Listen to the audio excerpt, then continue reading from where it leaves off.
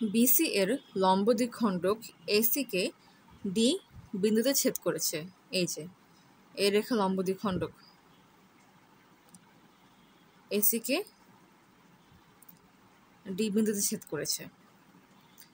BD হলো কোণ ABC এর সমদ্বিখণ্ডক। এই যে এই রেখাটা কিংবা এই সাইডটা হচ্ছে এই কোণের সমদ্বিখণ্ডক। যদি এডি সমান সমান 9 এবং সিডি সমান সমান 7 হয়, তাহলে ত্রিভুজ এ বি ডি এর ক্ষেত্রফলকে a রুট বি আকারে লেখা যায়। a প্লাস বি এর মান নির্ণয় করো। এখানে খেয়াল করো, বিসি এর লম্ব সমদ্বিখণ্ডক হচ্ছে এসিকে ডি বিন্দুতে ছেদ করেছে। এই লাইনটা হচ্ছে বিসি এর লম্ব সমদ্বিখণ্ডক। তার মানে এ কোণ 90 ডিগ্রি, এই কোণটা 90 ডিগ্রি, এই বাহু এবং এই বাহু দুটো পরস্পর সমান। এবং বিডি এই রেখাটা হচ্ছে কোণ এবিসি এর সমদ্বিখণ্ডক। অতএব এ কোণ এবং এ কোণ দুটো পরস্পর সমান হবে।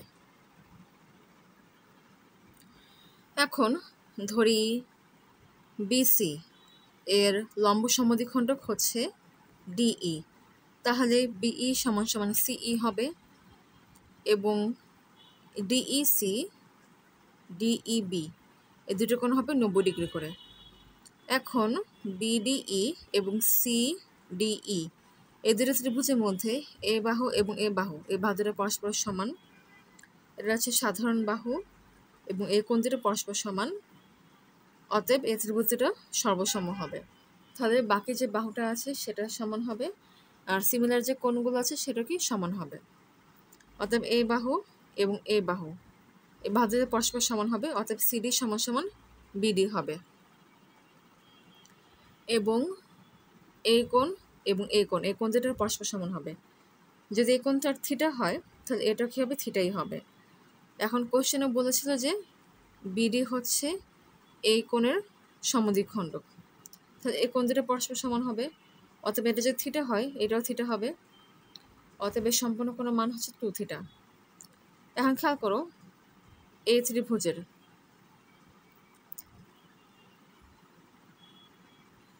যদি এই বাহুটাকে বর্ধিত করা হয়, মানে জাস্ট কল্পনা করো, তাহলে বিডিএ এটা হবে এই ত্রিভুজের একটা বহিস্থ কোণ। আর বহিস্থ কোণ হচ্ছে বিপরীত দুটো অন্তস্থ কোণের সমষ্টির সমান। তার মানে এই কোণের মান হবে এই দুটো কোণের সমষ্টি। অতএব theta plus theta equals to 2 theta. এই কোণের মান হবে 2 থিটা। তো এখানে ক্যালকুলেশনগুলো কীভাবে করা হচ্ছে সেটা এক্সপ্লেন করেছি।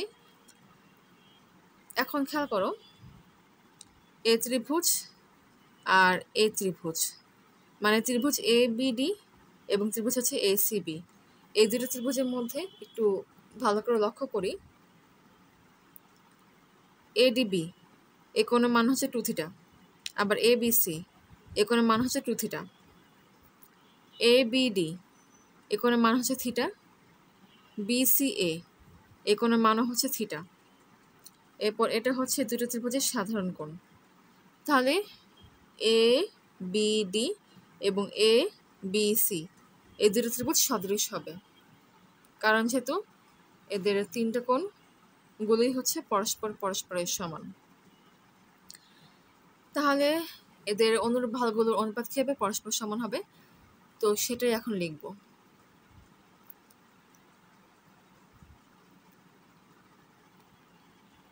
প্রথমে লবের মধ্যে এ বিডি এই ত্রিভুজের বাহুগুলো নিলাম।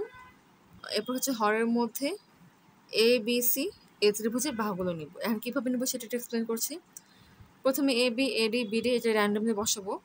ওকে, এরপর এ বি এই বাহুর বিপরীত কোণ হচ্ছে 2 থিটা, এটা সমান হচ্ছে এই কোণ, এটা বিপরীত বাহু হচ্ছে এসি, তো এ বি নিচে এসি বসবে।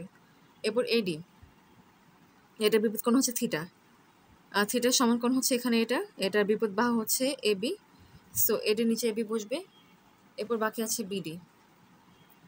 বিডি এটার বিপরীত কোণ হচ্ছে এটা, এই কোণের বিপরীত বাহু হচ্ছে বিসি, তার মানে বিডি নিচে বিসি বসবে। এখন খেয়াল করো, এখানে কোন কোন বাহুর মান জানি। এডি বাহুর মান জানি এবার বিডি বাহুর মান জানি, সিডি বাহুরও মান জানি।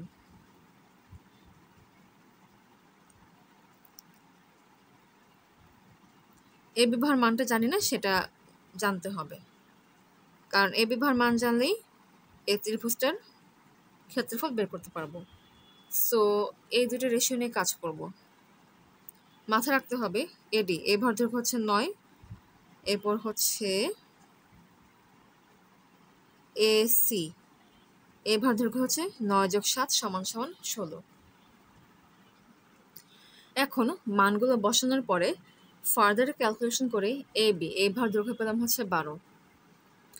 এখন এ বিডি এই ত্রিভুজের মধ্যে খেয়াল করো, এই যে এই ত্রিভুজের এ বি ভার দৈর্ঘ্য পেলাম 12, এডি ভার দৈর্ঘ্য হচ্ছে 9, বিডি ভার দৈর্ঘ্য হচ্ছে 7, 12, 9, 7।